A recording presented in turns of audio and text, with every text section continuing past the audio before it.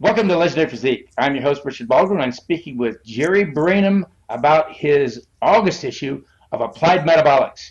Jerry, again, you hit the ball out of the park with that July issue. I really like the 3-7 system, as well as the advice on protein timing, whether it's accurate or not. I'm not going to give it away. I'll let them buy the newsletter, right? Just sign up for it. But every month I'm getting some great information on the latest training and nutrition out there. Well, Richard, my general philosophy is rather than, repeat or duplicate what's on the net and in the magazines with the usual, training your bicep with your curls and incline curls and squats and blah, blah. I try and come up with things that are kind of new and innovative and kind of off-road, whether it comes to nutrition or exercise. I'm trying to come up with new stuff. I'm trying to kind of disprove the old adage that there's nothing new under the sun. And that, that system that you just mentioned that I wrote about, that was developed by French exercise physiologists. And, it's good because, like guys like you and me have been training for years, we need the variety to keep our motivation going.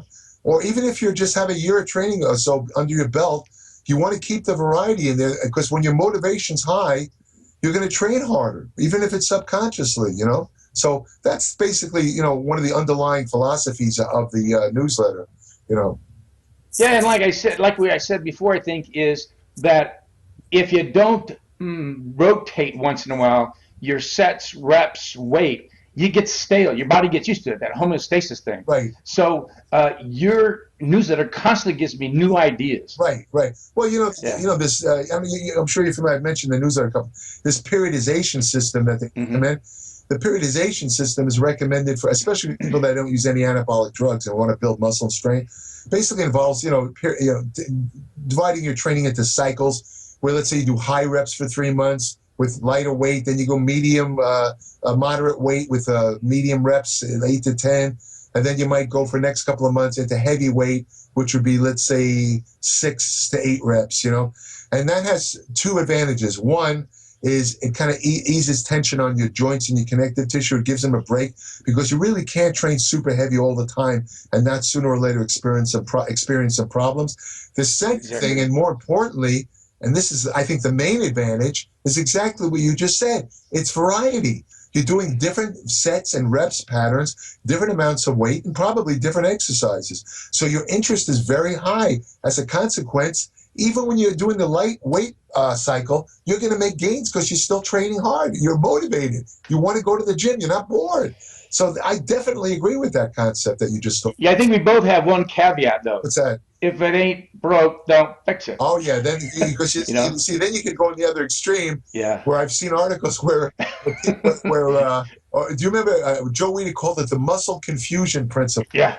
The Weider muscle confusion principle, where every workout you completely change your exercises.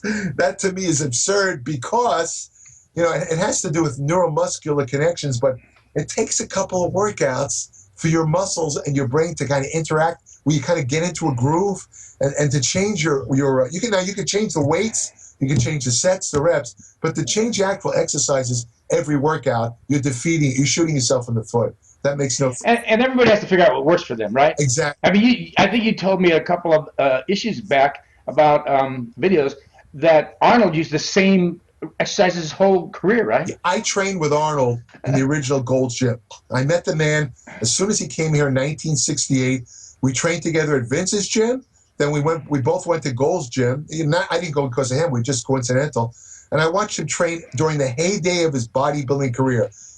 He always did the same exercises, Richard. I never saw him change. There was only the only occasions where he changed something are when another bodybuilder came to town who would introduce him to another. I remember one time, for example, there was a British bodybuilder that had a great back. His name was Frank Richards. I don't know if you remember him. Oh, yeah. Frank Richards, I remember him showing Arnold how to do one-arm dumbbell rows. Arnold, that was not in Arnold's usual repertoire of back exercises. Arnold actually changed his routine, and for that year training, while he was training for the Olympia, he actually added one-arm dumbbell rows. But a year later, he was back to his usual back exercises, which were front chins, lat pull downs, T-bar rows, barbell rows, seated pulley rows. That was his usual back. He never changed. He never changed, but his body certainly changed, as I'm sure his photos will attest. And another guy like that is Ronnie Coleman, 8-time Mr. Olympia. He told me once in an interview, he says, I said, how often do you change your workouts? He says, why should I? I'm always, he says, I'm making gains. Basically the same statement you just made. If it ain't broke, don't fix it. He says, and you can tell if an exercise isn't working anymore. Yeah. If it's boring, if you can't get that mind muscle connection, it's time to change. Actually, in fact, but if you still got it, why change? I would say that's the main reason to change, because let's face it, on a physiological platform basis, I should say, your muscles really don't know whether you're doing a seated dumbbell curl or a barbell curl. The muscles only know to contract. The limiting factor is your mind. If you're bored of doing your seated dumbbell, if you're just so damn bored of them, that's the time to change to another exercise. Exactly. Because if you're bored, you're not going to be pushing at this. You're not going to use the same amount of intensity, and the exercise more or less becomes a waste of time. That's the time to change. Go by the way you mentally feel. And let's say you try a new exercise. You've done it, let's say, in 3 different workouts, and you just can't get into that exercise. It's not for you. Dump it. Do another exercise. As you just said, well, I hate to say it again, the weeder, what is it? What's that principle?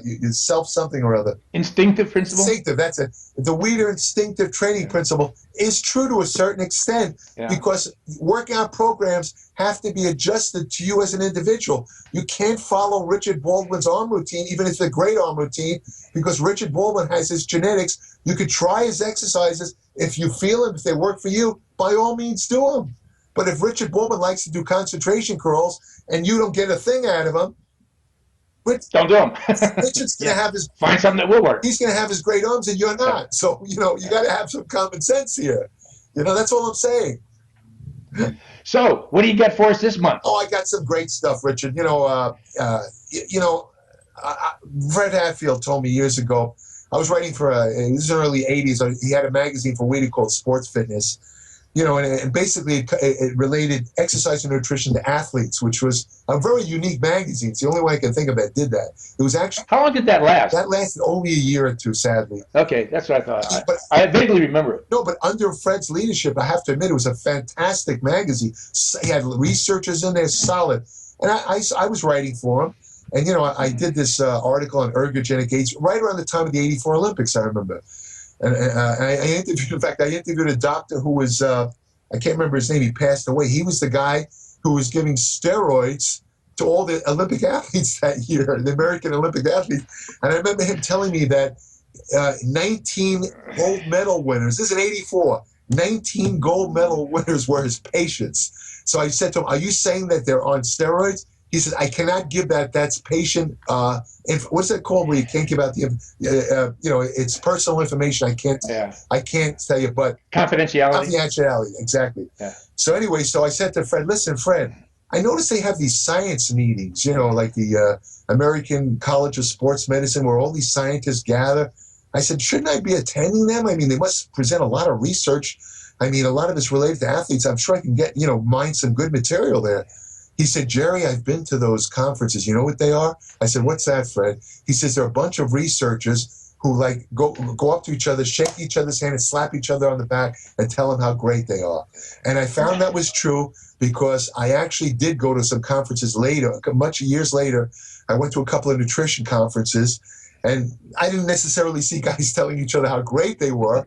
But what I did see was guys presenting slide presentations, like PowerPoint, where we were discussing their published studies. That they weren't adding anything new. Their studies were already published. I had seen the studies.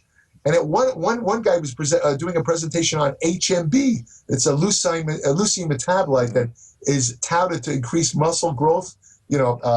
So I asked him this question, and this was a guy who had published 3 studies on HMB. And I remember his answer was, I have no idea. And this is in a room full of research. I'm thinking, what the hell is the point of coming here? If I ask the guy a question that I don't know from his research and he doesn't know the answer, it's pointless. So I never went to any more conferences. But what they do have at the conferences is what they call poster presentations, where they have a big room with these large posters set up, where you they're literally posters on boards where you walk by. These are brand new studies that have not been published. So what I did in this issue, this August issue, Richard, is I got a hold of poster presentations from the National Strength and Conditioning Association, which of course is related mainly to strength training and bodybuilding, anything related to strength. And I went through all of their poster presentations. A lot of them were garbage because, you know, they were what they call shill studies. They were sponsored by supplement companies, you know, pushing their products, and I eliminated them. That's an issue. Yeah, I'm not going to write about, you know, these kind of studies because they're bullshit, to put it bluntly. You know, they're skewed to sell products, so they were eliminated. Instead, I found what I considered 13 of the best and most interesting and most important, most practical studies, the studies that readers will actually take home something from, get something out of. So what I talked about, I'll just reel them off real fast. Alcohol, how does alcohol affect testosterone in women? Beta-alanine in boxing, I talked about whether, you know, does beta-alanine increase intensity? What's the best way to do carbohydrate refeeding after dieting? In other words, if you have too much carbohydrates after dieting, will you get fat? And I talk about that. I talk about this herb called cordyceps. Does it really increase muscle stamina and strength? Do pre-workout supplements work? There's a supplement called GACA, which is heavily pushed, supposedly increases workouts intensity. I talk about whether or not it really works. I talk about the relationship between exercise and antioxidants. I talk about interval versus conventional aerobics for fat loss. I talk about ketogenic versus cyclical low carbohydrate diet. These are two types of low carbohydrate diet. Which one works better for fat loss? Lower body training and upper body gains. Richard, we've been told from the start, if you want to increase your upper body mass, do leg training. Remember that? Yeah. Is it true? I answer the question here. Next one. Great. What is the optimal strength training frequency? Just like we were talking about. Is it 1 day a week, 2 days a week, 3 days a week? What's the best number of days to hit your muscle groups? And then finally, I talk about what's the best supplements for exercise recovery. What supplements will you take that will help you recover? So these are the studies that I took from the convention. And of course, I don't just write about the studies. Any jerk can do that. What I do is I add a lot of my own information, my own personal experience, like especially in that beta-alanine. I talk about working with professional boxers. I talk about what I personally observed when I gave 13 world champion boxers beta-alanine. I talk about what I personally observed. This is something that you couldn't write about unless you were there. So that's the first thing. The second, there's another article in there where I talk about, you know, you might have seen this on the internet. There's articles warning people that if they do aerobics, not only will they not lose fat, but they'll actually get fatter. They'll get fatter if they do aerobics. And I remember looking at these others and saying, this is so preposterous. How could doing exercise, which burns calories, make you fatter? It's against the physics. It doesn't make sense. It's like me saying, well, if I go to the top of the tallest building in Malaysia and jump off, if I think and believe that I will fly, I will fly. No, what I'm going to do is I'm going to crash and then Well, it seems to violate the conservation of energy, doesn't it? It does. It does. It doesn't make sense. So, but here's what I did. I found a study by some French researchers where they basically did, what they did is they compared a group of people that did aerobics and did indeed gain weight to another group of people who did aerobics and did lose weight, and you know, they were on similar diets. So, you know, and so they had to watch these people for like 6 months to figure out what was the difference. Why were some people gaining weight after doing aerobics? And the answer is in this article. Well, that's totally counterintuitive, like you said. It's totally counterintuitive, but when you read the article, you realize, you know, why. It turns out to be perfectly sensible. These people were doing something wrong. You know, I don't want to really give it away, but absolutely. But let me put it this way: the complete answer is in the article. I think this article is valuable, especially for personal trainers, because Richard, I've seen a lot of personal trainers who will take obese, out of shape people and put them on a hardcore bodybuilding workout right from day one. That's a huge, huge mistake. You know, the client for so many reasons. For so many reasons, which I explain in the article. But you know, so that's I think it's about 42 or 45 pages, and it's like I say, as usual, no advertisements. There's no pushing products. There's none of that. It's pure, solid, evidence-based information. And like I say, I mean, I see newsletters, Richard. Quite honestly, really, these newsletters are 3 times the cost of mine. and nothing, and they don't even come close to the amount of information and practical information. Well, we've talked about this before about you can't get a magazine today that has decent articles in it. No. And your appliedmetabolics.com newsletter is my source of information now. Well, yeah, I mean, the thing is, I wanted one of my original reasons for starting the newsletter was because, as I said, I looked at the magazines, the state of the magazines. I looked at what was on the internet, blogs, websites, and I said to myself, "There's so much misinformation. I want to offer a logical alternative, because you have to understand my overlying philosophy is truth. I'm really big on truth. I don't say I like it, but I'm annoyed. You need it. Yeah, I don't like reading bullshit. I admit it. It annoys me. It gets under my skin. And it bothers me that people are being misled and they're reading nonsensical crap by people that don't know their ass from their elbow. So I started this newsletter because I wanted to, provide 100% truth, the whole truth and nothing but, and that's what it is. So we've talked before about how I can't stand fads in the fitness industry, and that's another reason why I subscribe to your newsletter. Right. In other words, I get the facts. Yeah, I do.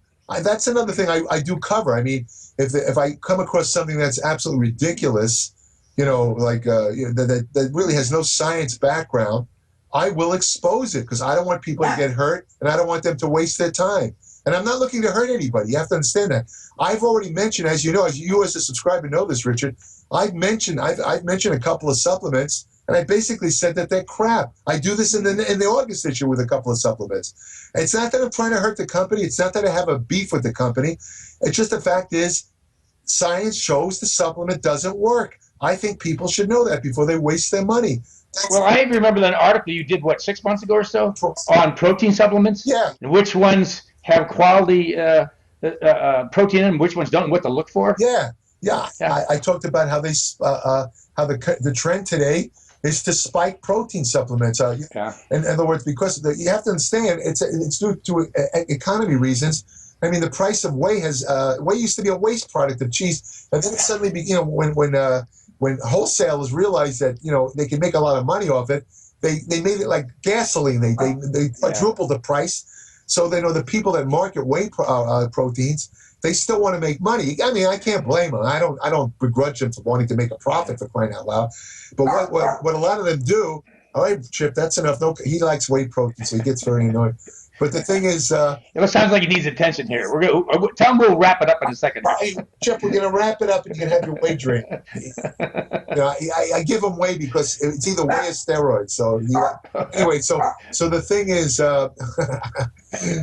is, they're adding exogenous amino acids to extra amino acids to the whey products. To make a long story short, they're diluting it and they're ripping people off. And I think people should know that, so I wrote about it. Doesn't mean that. Well, I encourage everyone that sees these videos or even hears about your newsletter or some other source to subscribe to appliedmetabolics.com and get the latest information. Right. Thanks a lot, Jerry. Appreciate it, as always. Absolutely, Richard. Great talking to you. Have a good one. Talk to you next month. You too. Bye-bye. Bye-bye. Sponsored by Phoenix Performance Fitness Center. Mention my name, Richard Baldwin, for half off enrollment on any membership plan and 10% off any personal training package.